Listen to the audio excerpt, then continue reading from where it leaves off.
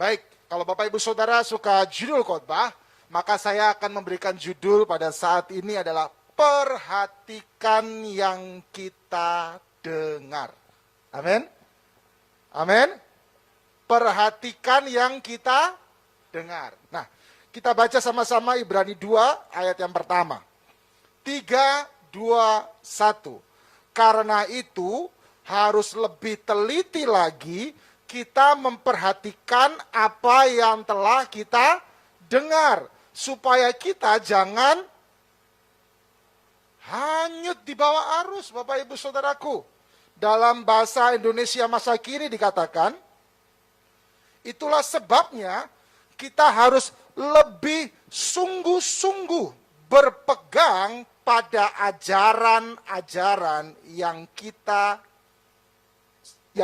dengar, supaya kita jangan meninggalkan kepercayaan kita.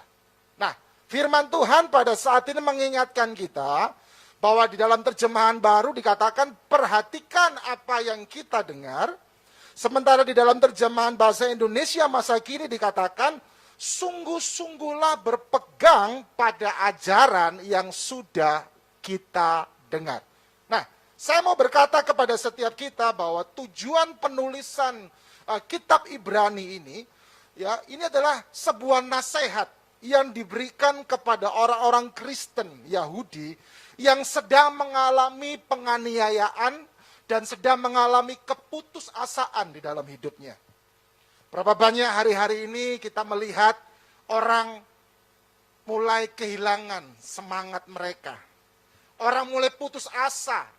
Ya, sebentar statusnya udah menjadi zona kuning, zona hijau, tiba-tiba zona merah yang akhirnya harus berdampak kepada perekonomian dan seterusnya. Nah, banyak orang-orang hari-hari ini mengalami keputusasaan, Bapak Ibu Saudara. Entah itu mereka menghadapi di dalam masalah keluarga, entah itu mereka menghadapi di dalam masalah pekerjaan mereka. Nah, ternyata situasi yang sama itu pernah dialami oleh orang-orang Kristen Yahudi pada saat mereka ada di dalam pembuangan. Dan itu ditulis dalam kitab Ibrani ini. Dan saya mau berkata bahwa ketika orang sedang mengalami keputusasaan, orang itu akan mudah menerima berita-berita yang masuk di dalam dirinya. Ya apa ya? Ya. Ketika seseorang sedang mengalami keputusasaan, mereka dengan mudah menerima semua berita yang masuk dan tidak bisa menyaring semua berita tersebut. Padahal seharusnya sebagai anak-anak Tuhan, semua berita yang masuk kita harus saring, katakan amin. Makanya hari ini saya mau mengajarkan prinsip Alkitabiah dalam kita menerima sebuah berita.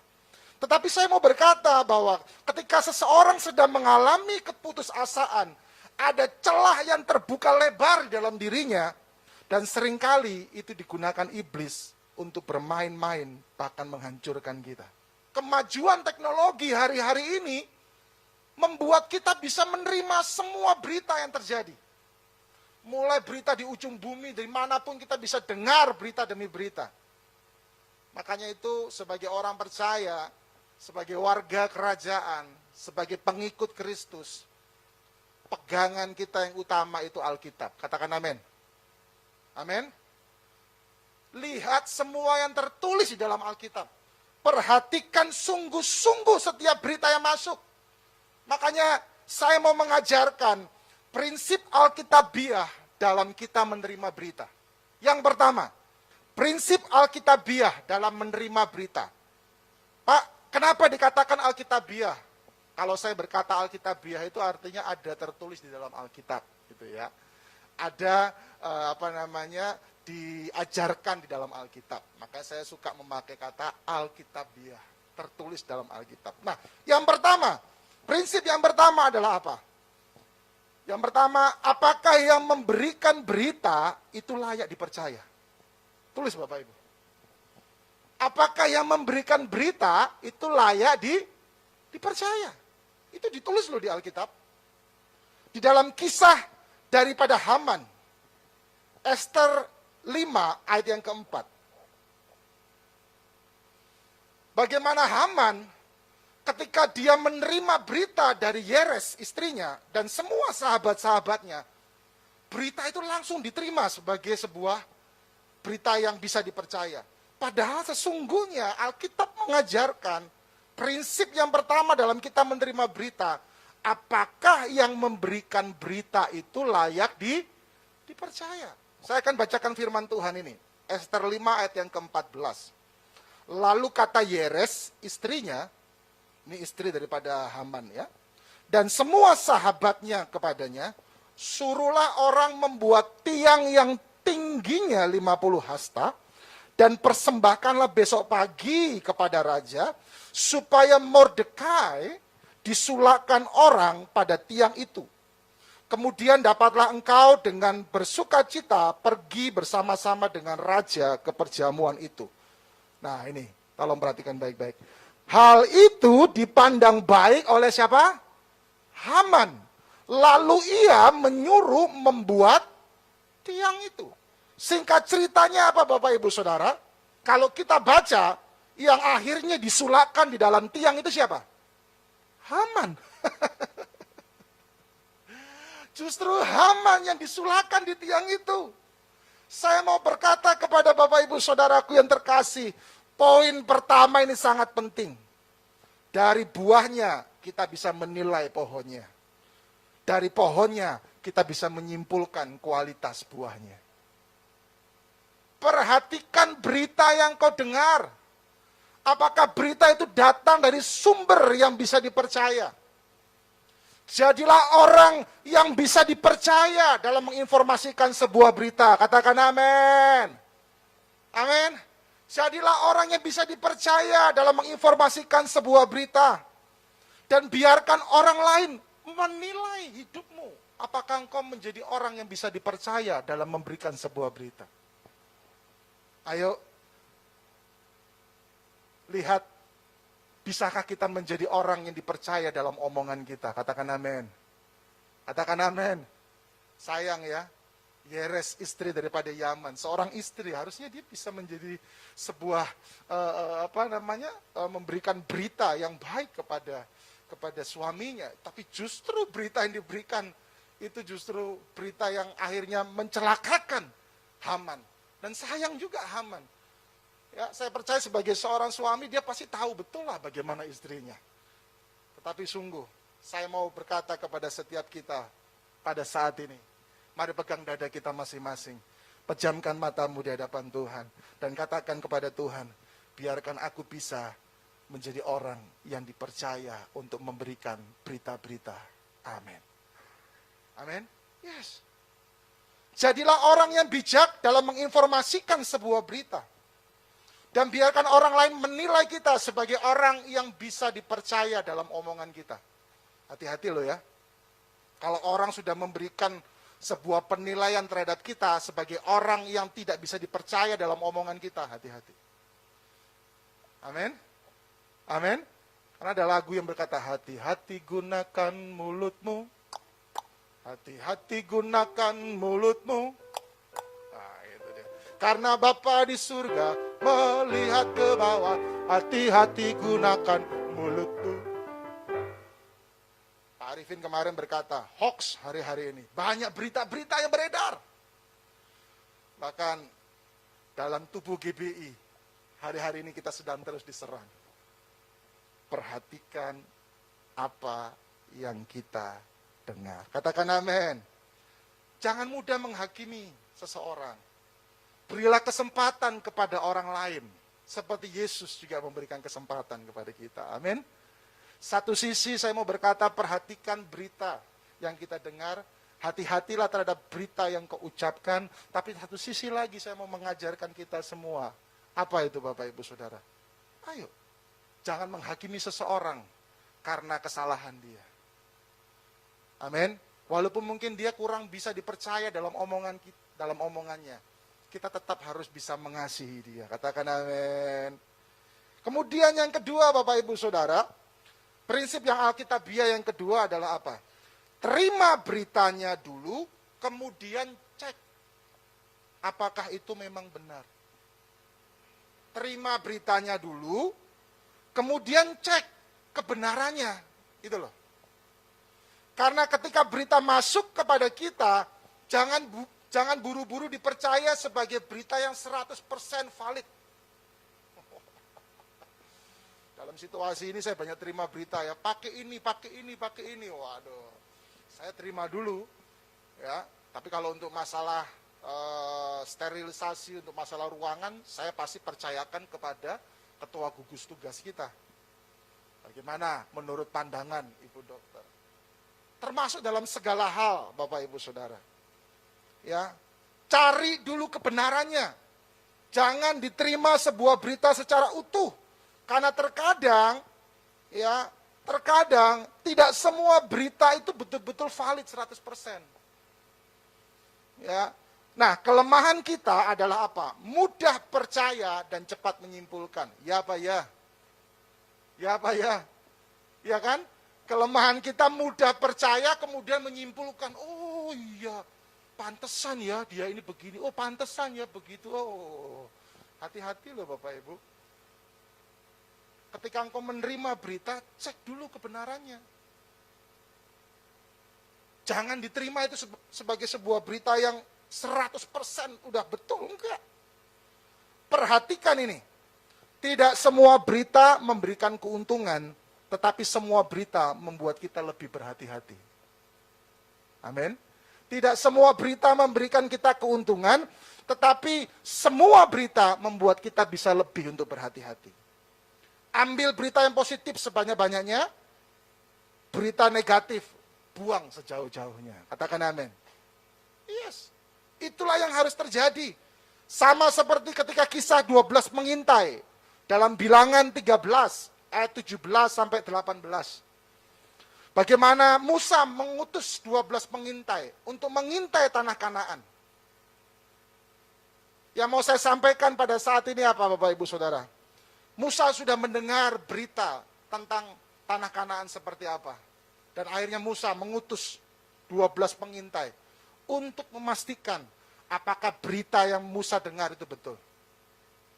Saya tidak sedang membahas tentang sisi positifnya Yosua dan Kaleb, tetapi yang mau saya sampaikan pada saat ini adalah apa Bapak Ibu Saudara? Ketika engkau menerima sebuah berita, cek dulu kebenarannya. Hari-hari ini ada banyak portal-portal yang nggak bisa dipertanggungjawabkan. Saya berkata tadi, kita secara keluarga besar GBI, kita sedang diserang habis-habisan. Tapi saya mau berkata kepada setiap kita, cek dulu portal-portal yang membahas berita-berita itu.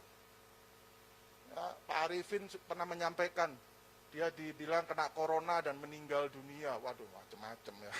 Buktinya Pak Arifin juga masih hidup sehat gitu. Tapi saya mau berkata kepada setiap kita, ayo perhatikan dulu berita yang kita dengar, terima dulu, kemudian cek kebenarannya. Dan yang ketiga, yang terakhir apa Bapak Ibu? Lihat, apakah berita tersebut memberikan manfaat positif bagi banyak orang. Enggak semua berita bisa memberikan manfaat positif loh. Kebanyakan berita justru memberikan ketakutan. Kebanyakan berita justru membuat kita salah dalam persepsi kita.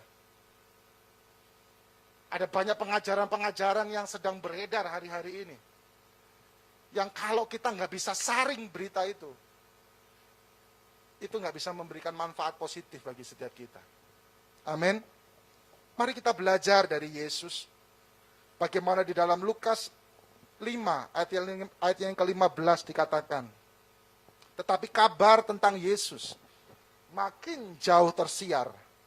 Dan datanglah orang banyak berbondong-bondong kepadanya untuk mendengar dia dan untuk disembuhkan dari penyakit mereka. Ayo belajar dari Yesus. Bagaimana berita tentang Yesus memberikan manfaat positif bagi banyak orang. Amin, Bapak Ibu Saudaraku yang terkasih. Saya mengajak kita semua, setiap berita yang memberikan kedamaian, itu sumbernya pasti apa? Terpercaya. Jangan mau dibodohin hari-hari ini. Sebagai warga-warga kerajaan, perhatikan juga berita yang kau dengar hari-hari ini. Jadilah seperti Yesus. Ketika orang mendengar tentang Yesus, orang bisa mendapatkan manfaat positif. Ayo, saya mau mengajak kita semua, GBI Rock Citra Raya, cinta kepada Tuhan terus bergelora. Biarkan orang menilai kita sebagai orang yang bisa dipercaya dalam perkataan kita. Amin. Beritakan berita-berita yang baik, yang positif. Pak, kalau saya nyebarin berita tentang bagaimana kita waspada terhadap corona, boleh nggak Pak? Boleh, beritakan itu. Amin. Berita-berita yang dari sumber yang terpercaya loh ya. Beritakan itu, nggak apa-apa. Karena itu akan menambah pengetahuan untuk kita semakin berhati-hati. Beritakan itu. Tetapi pastikan berita yang kau sampaikan itu menjadi berita yang terpercaya. Kesimpulannya adalah apa? Di akhir zaman ini, berhati-hatilah dengan berita yang kau dengar. Dan perhatikan berita yang kau sebarkan. Jadilah orang bijaksana dalam penyampaian berita dan mengolah berita. Kalau secara hukum, kalau ada berita bohong yang disampaikan, secara hukum itu sudah kena pasalnya itu ya. Karena dianggap berbohong. Hati-hati ya. Saya berdoa buat kita semua. Belajarlah dari prinsip Alkitabiah. Mari saya undang kita bagi berdiri. Apa yang Alkitab ajarkan? Apakah yang memberikan berita layak dipercaya? Terima beritanya dulu, kemudian cek apakah itu memang benar. Dan yang ketiga, lihat apakah berita tersebut memberikan manfaat positif bagi banyak orang. Mari tundukkan kepalamu, Bapak Ibu Saudaraku yang terkasih, baik yang ada di tempat ini ataupun yang ada di rumah. Perhatikan firman Tuhan ini. Jadilah orang yang bisa dipercaya dalam perkataanmu. Karena engkau berasal dari pohon di dalam nama Tuhan Yesus. Biarkan engkau menghasilkan buah seperti yang Yesus hasilkan. Biarkan dari kehidupan kita orang bisa menilai kualitas pohonnya. Ingat, kualitas pohon itu bicara tentang Yesus. Perhatikan berita yang kita dengar. Suami istri, perhatikan setiap berita yang kau dengar. Dalam engkau berbisnis, perhatikan berita yang kau dengar. Jangan hakimi, jangan. Gak usah hakimi. Orang bisa berbuat salah kok. Amin. Aduh, saya jadi seperti ini gara-gara saya terima berita dari dia Pak. Sampai akhirnya saya menyimpulkan yang salah. Saya benci sekali sama dia. Enggak usah. Tetap berikan kesempatan kepada orang itu. Siapakah kita? Kita mau menghakimi. Amin. Siapa kita mau menghakimi? Apakah kita udah lebih hebat daripada Tuhan? Apakah kita sudah lebih berkuasa daripada Tuhan? Apakah kita bisa disejajarkan dengan Tuhan sampai kita menghakimi? Penghakiman itu miliknya Tuhan. Bagian kita memberikan kesempatan. Kalaupun dia orang yang gak bisa dipercaya dalam hal omongan, tetap kasih dia kesempatan. Tetapi saya mau pesan buat engkau. Ketika kesempatan datang, pergunakan kesempatan itu untuk engkau bisa menjadi orang yang dipercaya oleh Tuhan. Mulai hari ini, ayo komitmen. Perhatikan yang kita dengar. Saring setiap berita yang kita dengar. Lihat apakah berita itu dari sumber terpercaya atau tidak. Karena itu semuanya Alkitab ajar.